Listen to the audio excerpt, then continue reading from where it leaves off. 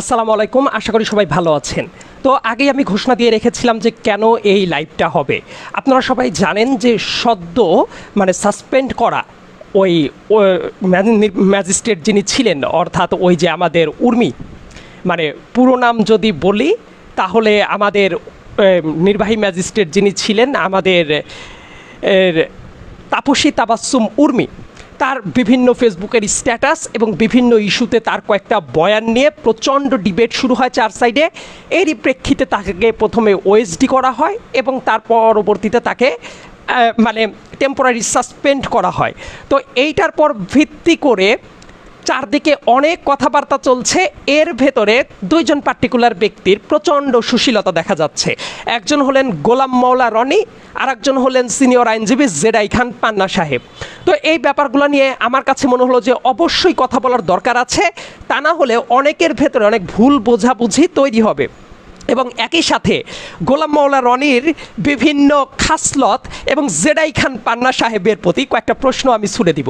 তার আগে যারা এই লাইভটা দেখছেন, যারা আমাকে দীর্ঘদিন ধরে চিনেন, তাদের কাছে একটা ব্যাপার খোলাসা করে বলার তাগিদ অনুভব করছি।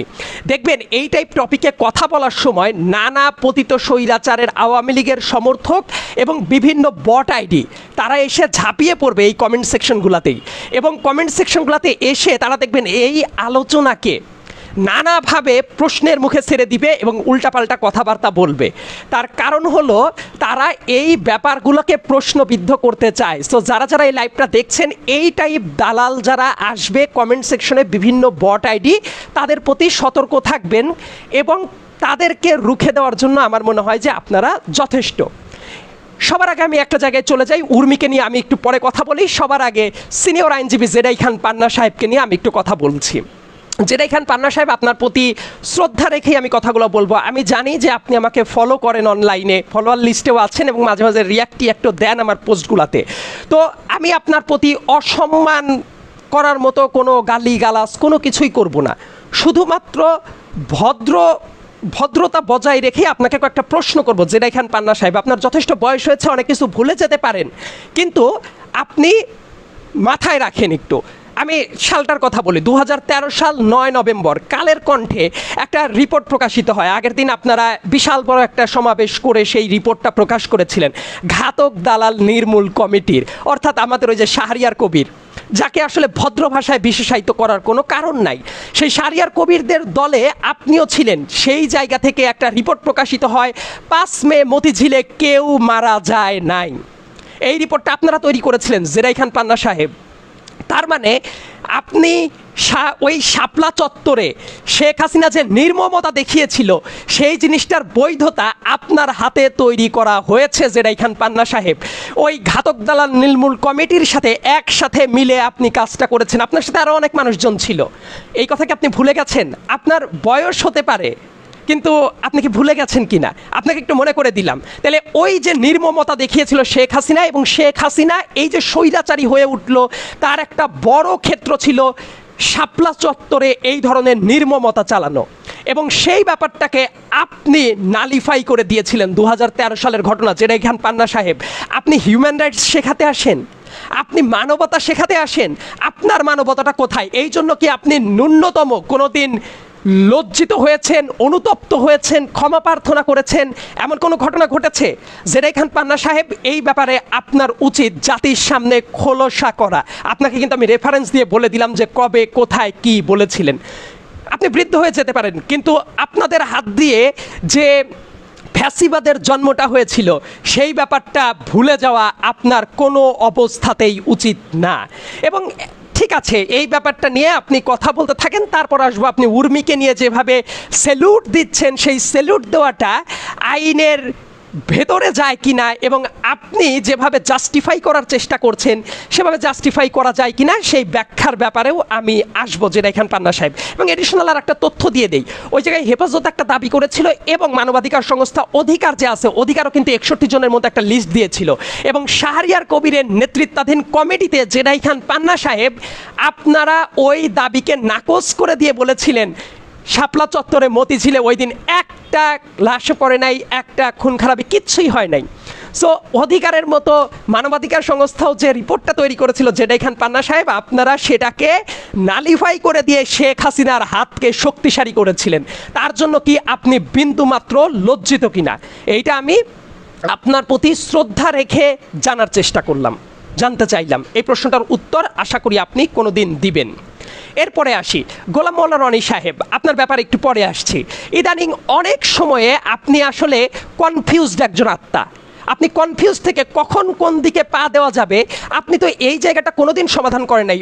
আপনি বিভিন্ন টক শোতে গিয়ে মানে বিভিন্ন জোকারি করে বেড়ান, জোকারি করে বেরিয়ে আপনি মনে করছেন অনেক কিছু হয়ে গেছেন। আপনি সাম্প্রতিক সময়গুলোতে এত পরিমাণ বিতর্কিত কমেন্ট করেছেন, নানা ধরনের মানে কুমন্তব্য করেছেন, সেই ব্যাপারগুলোর কিন্তু জবাব আপনার কাছে চোখে আঙ্গুল দিয়ে দেখিয়ে দেওয়ার চেষ্টা করব। যে গোলাম মোল্লা রনি সাহেব, আসলে তো আপনি আওয়ামী লীগ থেকে পোল্টি খেয়ে এসে আবার যোগ দিয়েছিলেন, তো ওই স্বভাবটা বোধহয় আপনার যায় নাই। এই কারণে আপনি যখন অ্যাটেনশন দরকার, অ্যাটেনশন পাওয়ার জন্য যা যা করা দরকার গোলাম মোল্লা রনি আপনি সেই কাজটাই করেন। যে কাজটা ব্যারিস্টার সুমনরা করতো, সেম কাজটা আপনার ভেতরে ওই রোগটা আছে গোলাম মোল্লা রনি। এবং এই কারণে আপনি সব সময় এমন কিছু করেন যে আলোচনায় থাকার চেষ্টা করবেন। কিন্তু গোলাম মোল্লা রনি সাহেব, আপনার এই কাজগুলো জনগণ এখন অনেকেই বুঝে গেছে। সেই জায়গাটা একটু পরে আসছি, উর্মির ব্যাপারটা খোলাসা করার পরেই আপনার কাছে আসব এবং আপনার যুক্তিগুলা তখন কতটা হাস্যকর প্রত্যেকেই বুঝে যাবে। ঠিক আছে, এবার উর্মির কথাতে চলে যাই।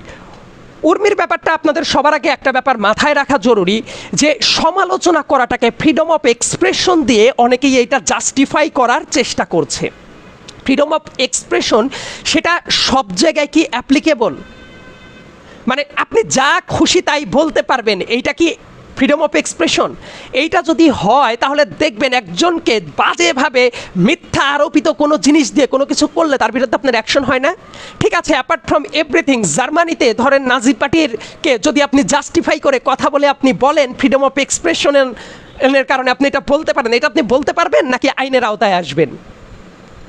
এই ব্যাপারটা একটু মাথায় রাখেন। তারপর আসছি আমাদের তাপসী তাবাসসুম উর্মিকে নিয়ে। তাপসী তাবাসসুম উর্মির ফেসবুক স্ট্যাটাসটা আমি একদম ধরে ধরে ব্যাখ্যা করার চেষ্টা করছি। উনি ফেসবুক স্ট্যাটাসে বলেছিলেন, সাংবিধানিকভাবে ভিত্তিহীন অন্তর্বর্তীকালীন সরকারের প্রধান উপদেষ্টা বলেছেন। প্রথম প্রশ্ন, সাংবিধানিকভাবে ভিত্তিহীন আপনার দৃষ্টিতে সাংবিধানিকভাবে তাহলে বৈধ কে?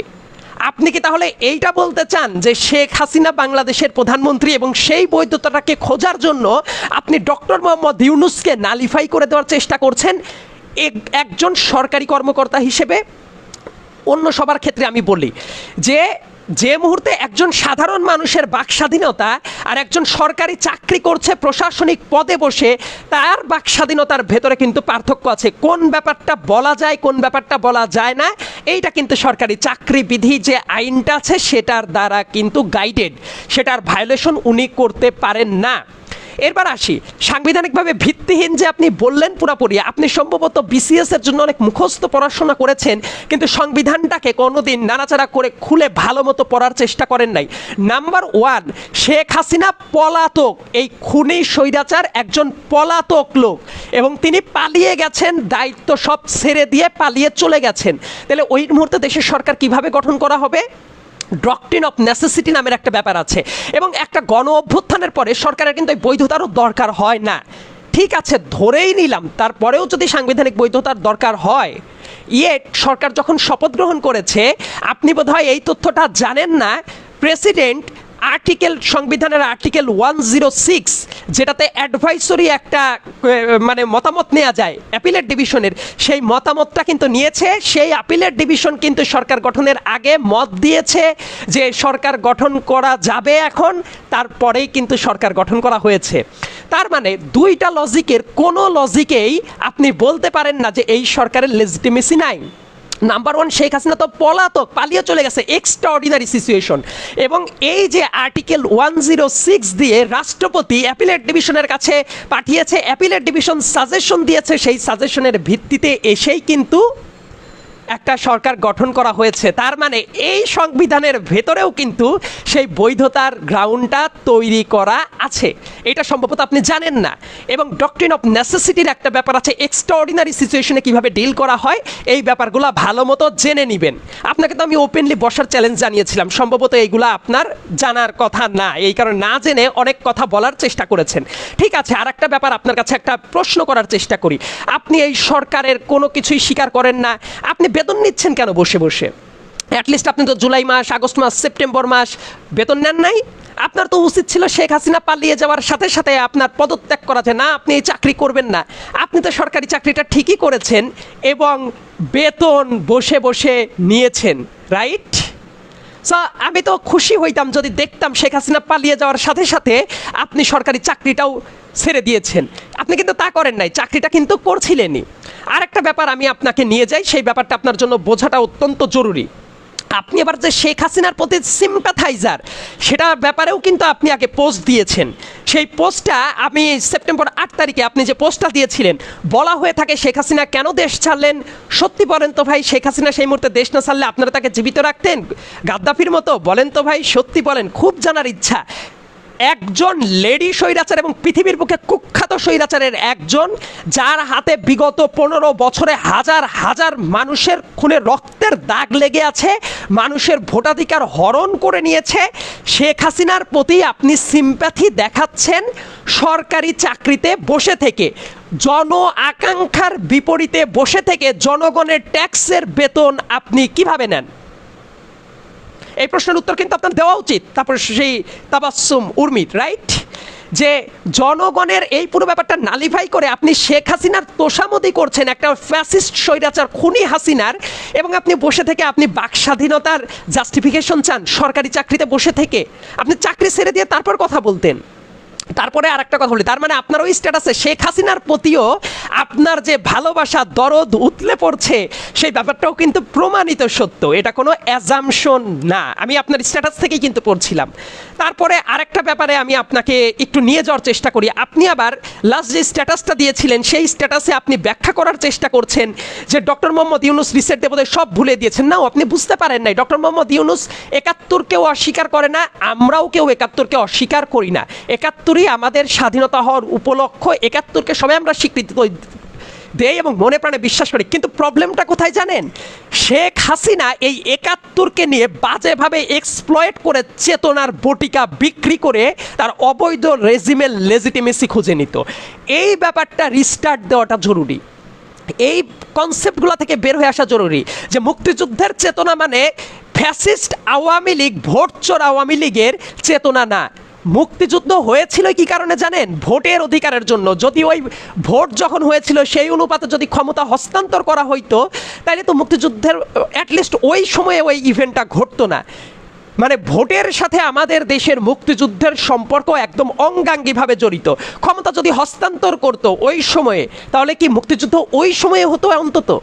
আর শেখ হাসিনা কি করলো? 2014 সাল, 2018 সাল, 2024 সাল, 3টা ম্যাসিভলি রিগড ইলেকশনের জন্ম দিল, দেশের জনগণের ভোটাধিকার পুরোপুরি কেড়ে নিল। এই যে কোন চেতনার বটিকা বিক্রি করে। একটা ঘটনা বলি, চেতনার প্রকারভেদ কেমন ছিল। এই যে সুশীল যারা কথা বলছেন, গোলাম মাওলা, রনি, জেডাই খান পান্না, তাদের জন্য একটা স্টেটমেন্ট বলি। 2022 সালেরই ঘটনা। বরিশালে একটা ঘটনা ঘটে, বঙ্গবন্ধুর প্রতিকৃতিতে 17 মার্চ বাম হাত দিয়ে ফুল দিয়েছিল, এই জন্য তার নামে মামলা হয়, তাকে জেলে যেতে হয়। মানে ফুল দেওয়ারও কত কায়দা কানুন ঠিক করে দিয়েছিল, মানে গড স্ট্যাটাসে নিয়ে গিয়েছিল শেখ মুজিবকে। এবং এই কাজগুলো চেতনার যে বিকাশ এইভাবে ঘটেছিল, এই ব্যাপারটা নিয়ে সুশীলদের আস্ফালন কোথায় ছিল? তো আমাদের এই যে উর্মি, আপনার কি এই চেতনাগুলো সম্পর্কে আপনি ছিলেন? কোথায় ছিলেন আপনি? যে মুজিবীয় চেতনার নামে কিভাবে এক্সপ্লয়েট করা হয়েছে সেই ব্যাপারগুলো নিয়ে আপনার ধারণা ছিল কোনো? এই কাজগুলো কিন্তু এই দেশের মাটিতেই হয়েছে। বেশি কিছু করার দরকার নাই। জগন্নাথ ইউনিভার্সিটির খাদিজার কথা যদি বলি, জাস্ট একটা টক শো অ্যারেঞ্জ করেছিল, তখন মাইনর একটা মেয়ে ছিল। সেই টক শোতে একজন গেস্ট এসে হাসিনার রেজিমকে ফ্যাসিস্ট রেজিম বলেছিল, তার জন্য তাকে ডিজিটাল সিকিউরিটি একটা মামলা দিয়ে 15টা মাস তাকে কারাগারে রাখা হয়। কি পরিমাণ নিপীড়ন তার নামে চালানো হয়। মোস্তাকের কথা মনে পড়ছে, মোস্তাক ভাইয়ের কথা, ডিজিটাল সিকিউরিটি অ্যাক্টের মাধ্যমে কারাগারে নিয়ে কিভাবে নিপীড়ন করে মেরে ফেলা হয়। এই কথাগুলো কি মানুষ ভুলে যাবে? ওই চেতনার বটিকা বিক্রি করে এই মোস্তাকদের মতো মানুষদেরকে মেরে ফেলা হয়েছে। এগুলা কি জেডাই খান পান্না সাহেব আপনি ভুলে গেছেন, নাকি গোলাম মাওলা রনি আপনিই ভুলে গেছেন? তো ঠিক আছে, তারপরে আরও কয়েকটা ইভেন্ট আমি মনে করিয়ে দিব, তার আগে আমি আরও একটা জায়গায় আসছি। সবচেয়ে যেটা মারাত্মক কাজ করেছেন, যে উর্মি জাস্টিফাই করার চেষ্টা করছেন, তার মানে ডক্টর ইউনূসরা রাজাকারিত্বকে প্রমোট করছেন। ওই যে মিছিলটা বের হয়েছিল, সেই মিছিলটা কেন বের হয়েছিল? তুমি কে, আমি কে, রাজাকার রাজাকার, এইটাই শেষ কথা ছিল না, ছিল এইটাই কে বলেছে স্বৈরাচার স্বৈরাচার। মানে শেখ হাসিনা নিজে কোটার বিরুদ্ধে অবস্থান নেওয়া সবাইকে গণহারে রাজাকারের বাচ্চা উপস্থাপন করেছিল। শেখ হাসিনার এই ব্যাপারটার প্রতিবাদ করার দরকার ছিল, কারণ বিগত দিনগুলোতে যত অন্যায় লেজিটিমেসি খুঁজে নেওয়া হয়েছে, সবাইকে রাজাকার ট্যাগ দিয়ে দেওয়া হয়েছে এবং বিভিন্ন জায়গায় এই ট্যাগগুলা দিয়ে মানুষের পর কি নিপীড়ন চালানো হয়েছে, সেই কথাগুলো কেন ভুলে যান? এবং ওই রেটরিকটাকেই ভাঙা হয়েছিল। রিসেট দেওয়া মানে এই যে আরোপিত চেতনাকে রিস্টার্ট করে ওইগুলার বিরুদ্ধে চেতনা। ৭১কে ভুলিয়ে দেওয়ার কথা কেউ বলে নাই। অযথা মিসইন্টারপ্রেট করে একটা অস্থিরতা তৈরির মোটেই চেষ্টা করবেন না। একই সাথে আর একটা কথা আমি বলার চেষ্টা করি। সো আপনি কিন্তু ওই জায়গাতেও ভুল ব্যাখ্যা করছেন বর্তমান সরকারের প্রশাসনে বসে থেকে। এবং উর্মির সবচেয়ে ধৃষ্টতাপূর্ণ যে ফেসবুক স্ট্যাটাস ছিল আবু সাইদকে নিয়ে, আবু সাইদকে সে ব্যাখ্যা করছে, বিভিন্ন মিডিয়াতেও কিন্তু এই ঘটনাটা এসেছে। আবু সাইদকে উনি ব্যাখ্যা করছে, আবু সাইদ ছিল বিশৃঙ্খলা সৃষ্টিকারী সন্ত্রাসী একটা ছেলে, যে কিনা বিশৃঙ্খলা তৈরি করতে গিয়ে নিজের দলের লোকের হাতেই মারা পড়ল, সে নাকি শহীদ। প্রত্যেকটা অক্ষর খেয়াল করেন। আবু সাইদ একজন সন্ত্রাসী, উর্মি বলেছে। আবু সাইদ বিশৃঙ্খলা সৃষ্টিকারী, আবু সাইদ নিজের দলের লোক, মানে আশেপাশে ছাত্ররা ছিল তাদের হাতেই মারা পড়েছে। এই কথাটা কে বলছে? একজন নির্বাহী ম্যাজিস্ট্রেট যিনি সরকারের দায়িত্বে থাকেন, উনি কিন্তু ওই টাইমেও ম্যাজিস্ট্রেট হিসেবেই ছিলেন।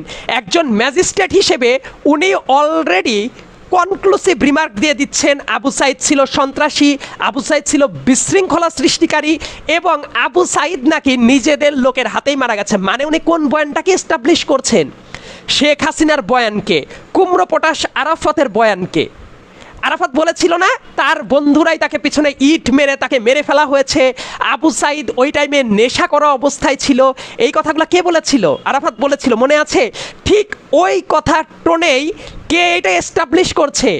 নির্বাহী ম্যাজিস্ট্রেট আপসি তাবাসসুম উর্মি। এবং সেটা কিন্তু এই চাকরিতে থাকাকালীন অবস্থায়। এটা কি গণ স্পিরিটের বিরুদ্ধে কথা না? এবং সবসময় একটা কথা মনে রাখবেন, আবু সাইদকে প্রশ্নবিদ্ধ করাটা কেন জরুরি এই চাটার দলের কাছে, আওয়ামী লীগের বিদল সিদল ডিদলের কাছে এবং পলাতক এই স্বৈরাচারদের সাথে? কারণ আবু সাইদকে যেহেতু প্রথম পুলিশ এইভাবে ওপেন দিনের আলোয় গুলি করে মেরে ফেলেছে, এই ব্যাপারটাকে প্রশ্নবিদ্ধ করলে তাদের মানে যত ধরনের কুলাঙ্গারি ন্যারেটিভ, সেই ব্যাপারটা সামনে আনা পসিবল। এই কারণে আবু সাইদকে নিয়ে তাদের এত অ্যালার্জি। আবু সাইদকে সন্ত্রাসী বলছে এই উর্মি। এই লোকের কি বাংলাদেশের কোনো সরকারি চাকরিতে থাকা উচিত? গোলাম মাওলা রনি এবং জেডাই খান পান্না সাহেব? এই প্রশ্নটার উত্তর গোলাম মাওলা রনি এবং জেডাই খান পান্নার অবশ্যই দেয়া উচিত। যে আবু সাইদকে সন্ত্রাসী বানাচ্ছে, নিজের দলের লোক নাকি ওকে মেরে ফেলেছে, এই ডিসিশন দেওয়ার এই উর্মিকে। তার মানে আমি কি এইটা বলতে পারি, এই উর্মিরা যে টাইপের নির্বাহী ম্যাজিস্ট্রেটের দায়িত্ব পালন করছিল, ওই এলাকায় যত খুন খারাপি হয়েছে পুলিশের দ্বারা এবং ছাত্রলীগ যুবলীগের দ্বারা, সেইগুলোতে ইন্ধন জুগিয়েছে এই তাপসী তাবাসসুম উর্মি? একটু ক্যালকুলেশন মেলান তো, ব্যাপারটা তাই আসে না? এই ক্যালকুলেশন সবাই একটু মেলান। তারপরে আমি আরেকটা কথা বলি, এবং আরেকটা কথা বলছে আইন ভঙ্গকারী সন্ত্রাসীর জন্য আবু সাইদকে বলছে দেশের অথর্ব অতি প্রগতিশীল সমাজ কেঁদে কুটে বুক ভাসিয়েছে। ডিরেক্ট আবু সাইদকে পুলিশ গুলি করে মারলো, এই ব্যাপারটা জাস্টিফাই করে আবার যারা সংগ্রামে ঝাঁপিয়ে পড়েছে তাদেরকেও ডিরেক্ট টার্গেট করে সে কথা বলেছে কেঁদে কেটে নাকি আমরা বুক ভাসিয়ে ফেলেছি। এবং এই যে একটা সন্ত্রাসের মৃত্যুকে অজুহাত বানিয়ে কত নিরীহ পুলিশ ভাইদের হত্যা করা হলো, দায়ভারকে অথর্ব সমাজ দিবে নাকি? মানে পুলিশ কি পরিমাণ নিপীড়ন চালিয়েছে আপনাদের ছোট্ট কয়েকটা ঘটনা মনে করে দিই, আপনারা বারবার করে ভুলে যান। মনে আছে স্বরাষ্ট্রমন্ত্রী আসাদুজ্জামান খান কামালের পাশে দাঁড়িয়ে ওই যে স্যার গুলি করি একটা মারা যায়, কতজন আশুলিয়ায় কি নির্মমতা চালিয়েছে, কিভাবে মানে ডিরেক্ট শ্যুট করে করে মানুষ মারা হয়েছে, রাস্তাঘাটে কত মানুষ পঙ্গু হয়ে হাসপাতালে পড়ে আছে, আর জীবনেও চোখে দেখবে না এমন অনেক মানুষ আছে।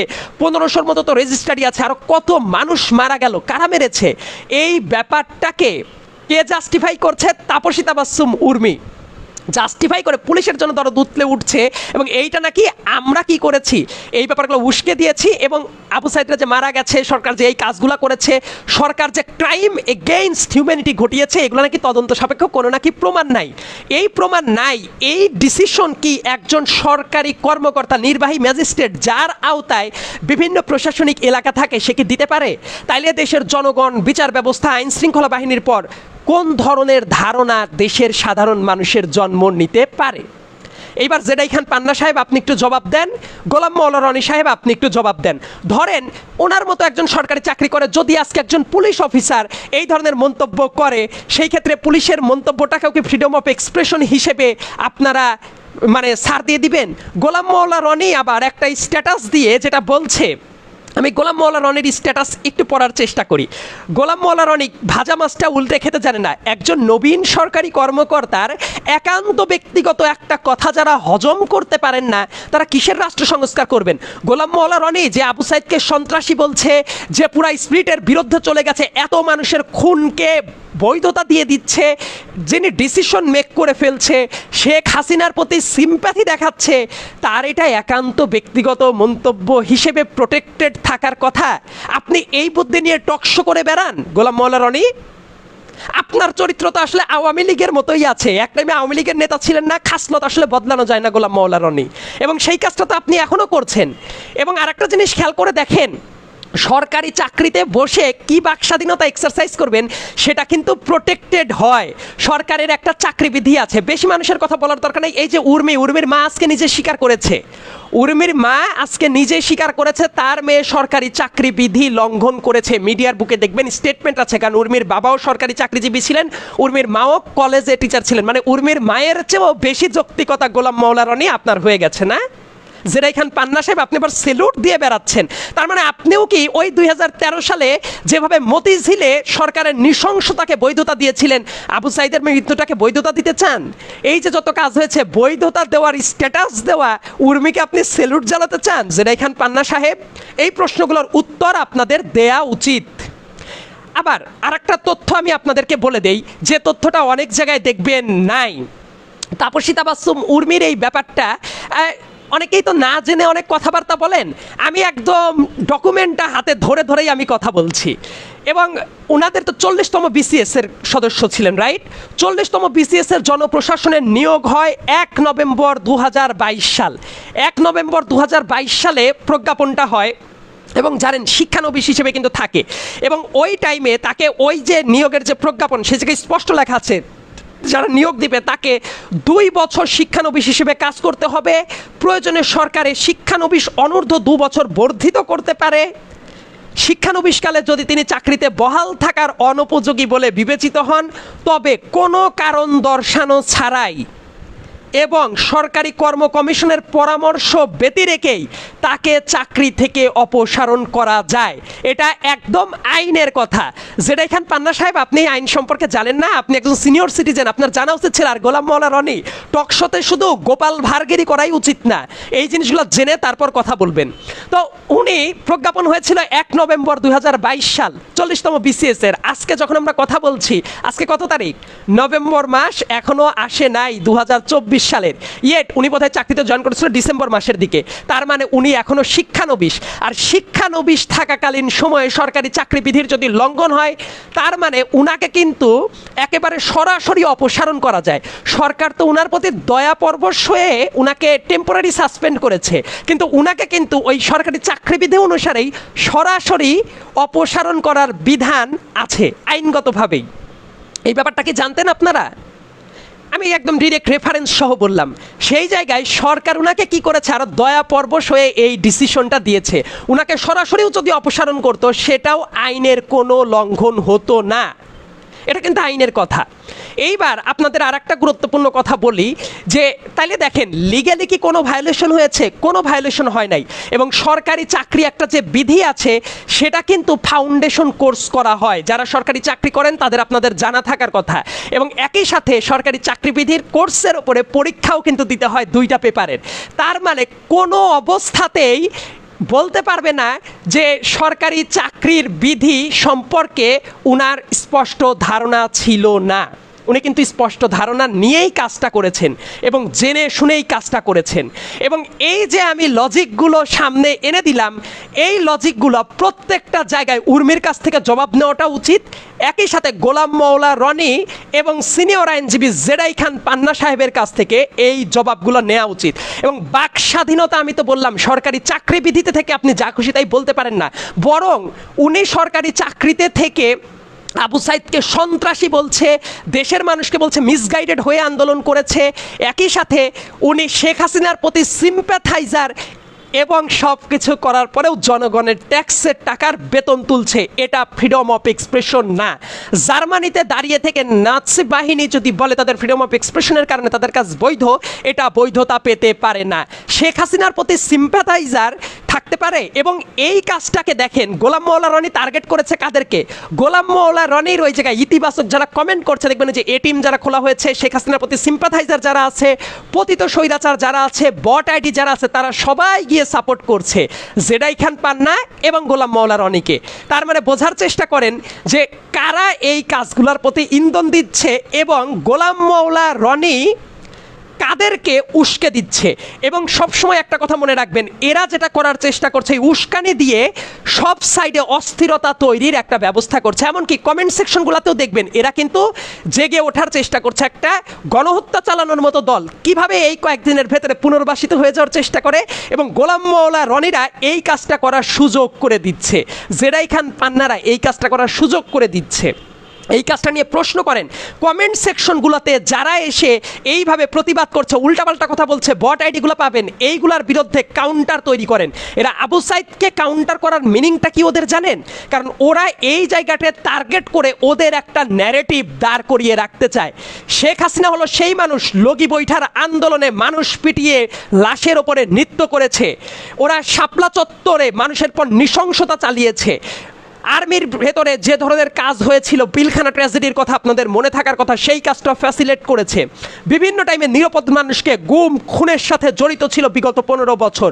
কি পরিমাণ নৃশংসতা 2024 সালে চালিয়েছে। এবং প্রত্যেকটা কাজের বৈধতা দেখবেন আওয়ামী লীগের পতিত স্বৈরাচারের সমর্থকরা এই কাজটা করার চেষ্টা করছে অনলাইনে এবং বট আইডিগুলো দিয়ে এই কমেন্ট করার চেষ্টা করছে।